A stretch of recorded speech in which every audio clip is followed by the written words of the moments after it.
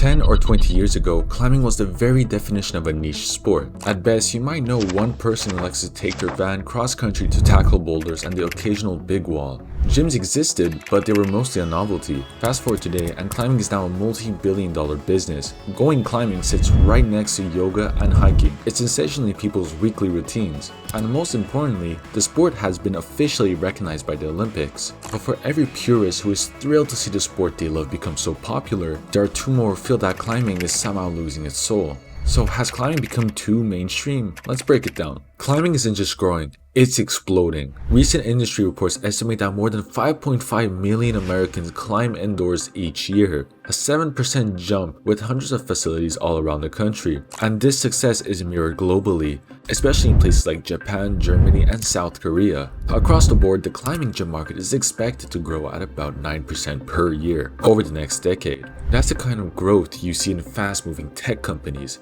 not a sport that was once considered a cult hobby. The average climber looks different too. Survey shows that most indoor climbers boulder multiple times per week and rope climb at least once a month.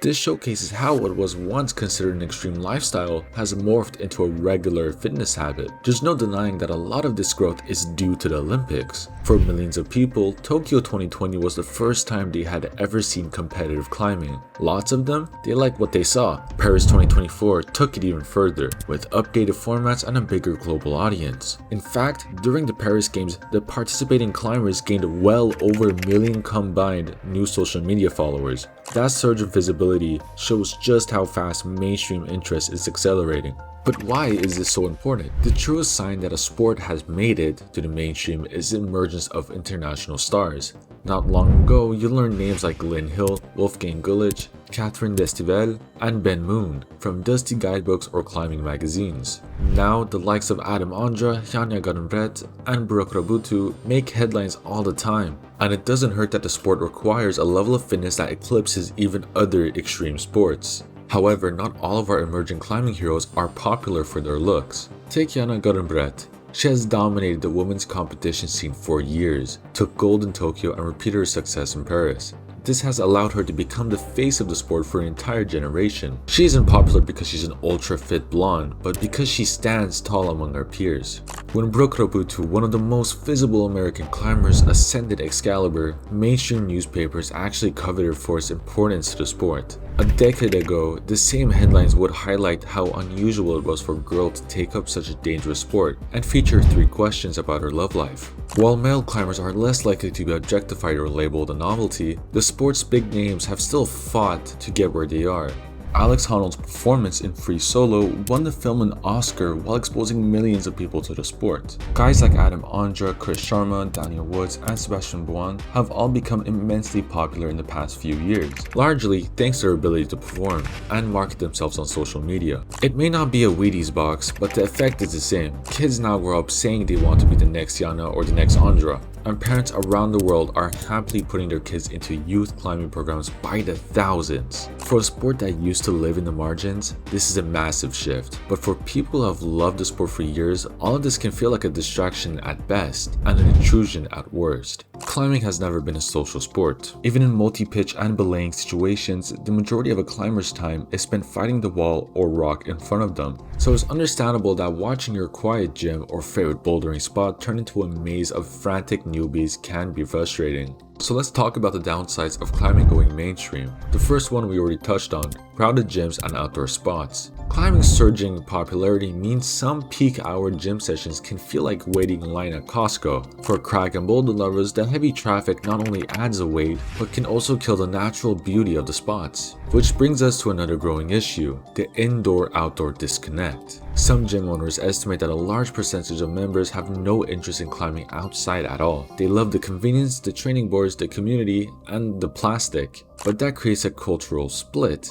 Outdoor climbers emphasize ethics, a leave-no-trace mentality, and respect for the rock. Because indoor-only folks are never exposed to these principles, it leads to tension if and when they do decide to venture outdoors. Still, for the veterans of the sport, the biggest split comes down to what we call Olympification. Many longtime climbers love that it's now an Olympic sport, others not so much. When routes are designed for TV entertainment, with bright colors and tight time limits, it can make everything seem too polished, too formatted, too corporate. For the guys and gals with the long gray hair and 1% body fat, it feels like the sport they've loved their whole lives is turning into something else. And this is only worsened by the fact that social media is infecting every inch of it. Climbing used to be about the route and the experience. Now it's also about the camera. The pressure to film scenes, get the right angle, or chase attention can make the sport feel performative, shifting the focus from internal growth to external approval. Too many purists. That just isn't what they strapped up for. Despite these complaints, there are still many undeniable positives to climbing's rapid growth and popularity. The first is accessibility. The widespread availability of modern climbing gyms has made a once complicated sport easy to try. You don't need a car, a mentor, or a bag of expensive gear. You don't have to know knots or even own shoes. You just walk in, rent what you need, and start climbing. That accessibility has introduced millions of people to the sport who never would have found it otherwise.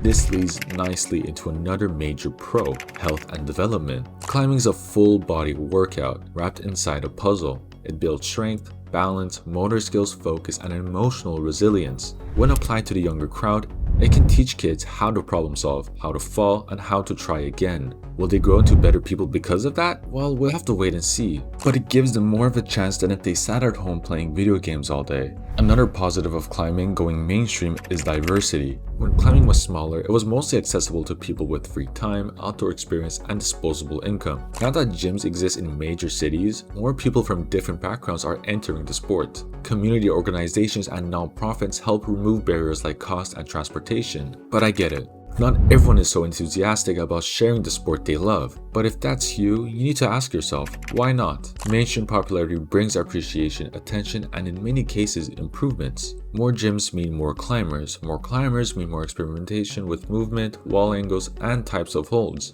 As a result, competitions have become incredibly dynamic, with coordination moves, run and jumps, skate-style slabs, and complex sequences that push athletes to new limits. If that doesn't convince you, remember that the fact that climbing is evolving faster than ever does not mean you need to evolve along with it. You are free to keep doing what you are doing and ignore everything else. That element of choice is a layer of protection for purists around the world. But what exactly is climbing evolving into? Even with the sport's rapid expansion, climbing is still trying to figure out what normal actually means. Participation is rising rapidly, but industry analysis suggests the growth rate may eventually level off as the gym markets mature. That's not a sign of decline, it's just a natural arc of a sport moving from underground to established, and with a larger community comes a surprising benefit: collective power. More climbers mean more voices advocating for public land access, trail maintenance, and environmental protections. While some prefer to argue that the sport's growth will destroy outdoor resources, it can just as easily strengthen the groups that defend them. There's also a deeper layer to the question of climbing becoming too mainstream. Nostalgia often paints the early days of climbing as more authentic, but that version of the sport was also less accessible. Gyms were few, gear was expensive, and mentorship was harder to find. The sport has never been more open. That's why reframing the question matters. Instead of asking whether climbing has become too mainstream, maybe the real question is whether we are building the right kind of mainstream climbing culture. Are we drifting toward a future where climbing is just another fitness commodity?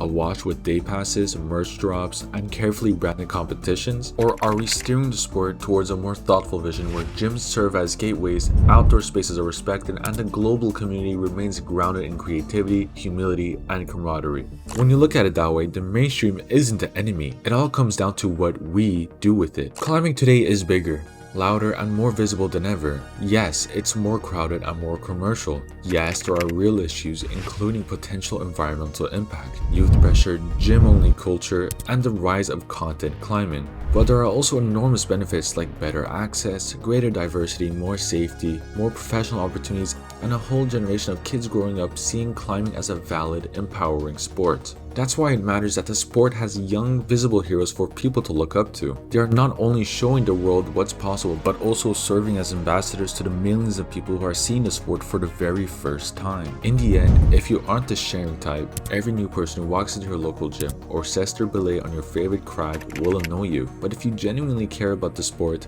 you'll find a way to serve as an ambassador as well. If we all do that, we can make sure climbing survives its movement into the mainstream and emerges as something we can all enjoy.